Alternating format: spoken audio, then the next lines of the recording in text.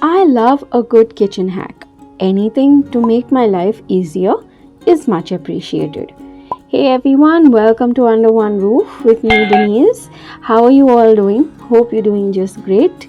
So today I just want to share 10 tried and true kitchen hacks, simple and very useful. So without any further delay, let's just get on with the video.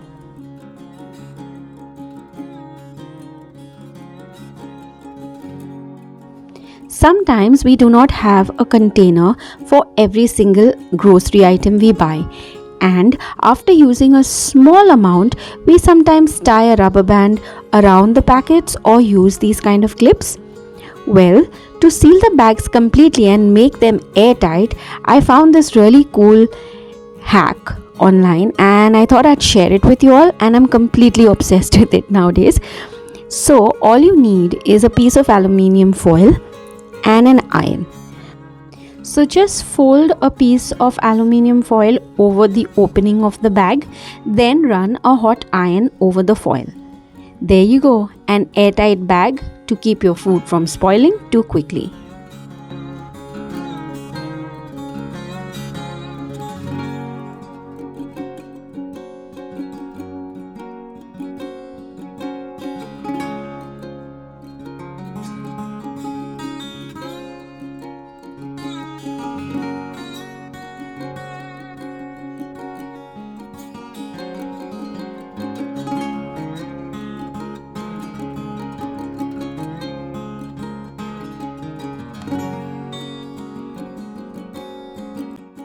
So we use butter nearly every day, but keeping the entire block of butter out to be used is not a good idea.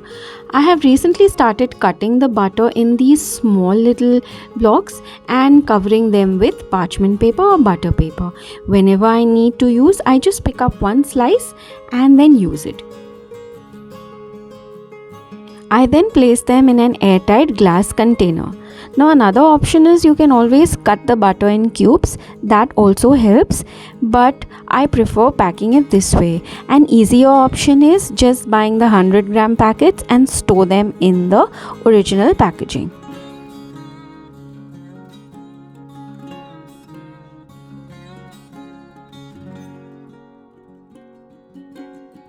So do your coriander leaves get wilty and lumpy and dry after a few days?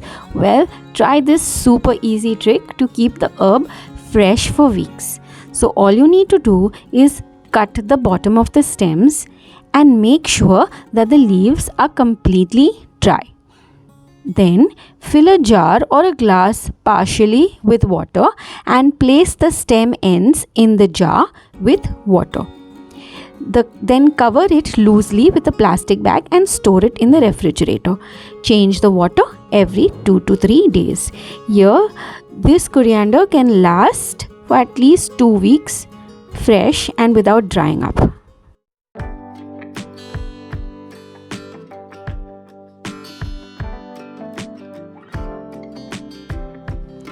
I have started placing a toothpick whenever I store chilies and garlic, and this helps to absorb any extra moisture.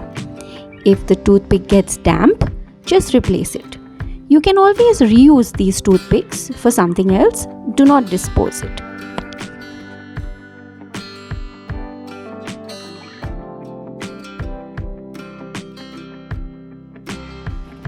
When storing sugar, remember to add a few cloves to the jar.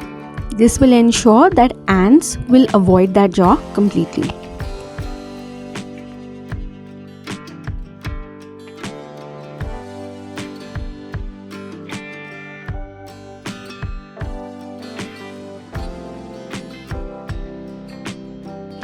Sometimes while storing turmeric powder or haldi powder, it can end up with lumps in it. So when we store them, to get rid of the lumps, just add a little salt and give it a good shake. This will loosen up the powder and get rid of any lumps.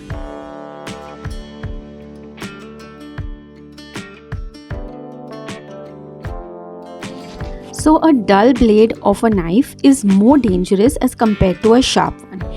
And it is advised to sharpen your knives and scissors regularly before waiting until the blades are extremely dull. So to sharpen a knife, you can always use this kind of a knife sharpener, which is easily available in the market. And if you don't have this, you can always use an old porcelain bowl or a plate. You can use the back side of it, and all you need to do is just move the blades of the knife in this manner and the blade will get sharpened. To sharpen the blades of a pair of scissors, all you need to do is cut a piece of foil.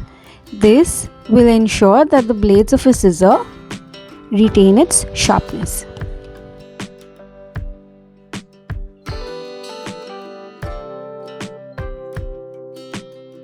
So if you do not have sufficient space to store these kind of pasta packets or any form of snack packets,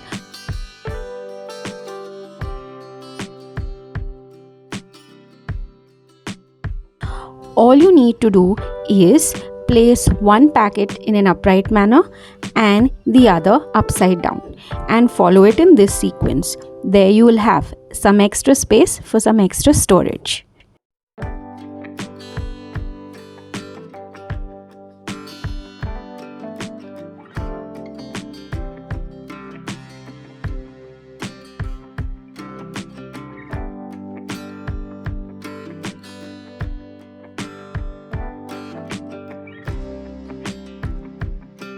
So if you like prepping all your ingredients before you can start cooking, this could be a helpful tip. So generally when we prep for our meals, we generally use many kinds of bowls. Although it is a good thing to store them in bowls for bigger ingredients, for smaller ingredients using smaller bowls will be a little more washing and a little more rinsing. So a small little tip here is using a muffin tray. A muffin tray is perfect because it has these little compartments good enough to store smaller ingredients, and you have fewer things to wash. Actually just one little tray to wash. So I feel this was a good tip. What do you think?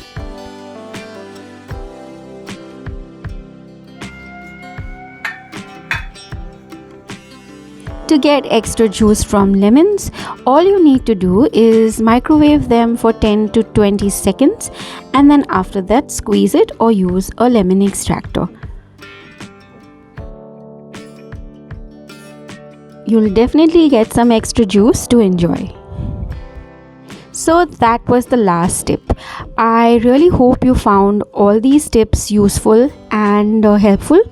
Please do let me know in the comment section below, guys.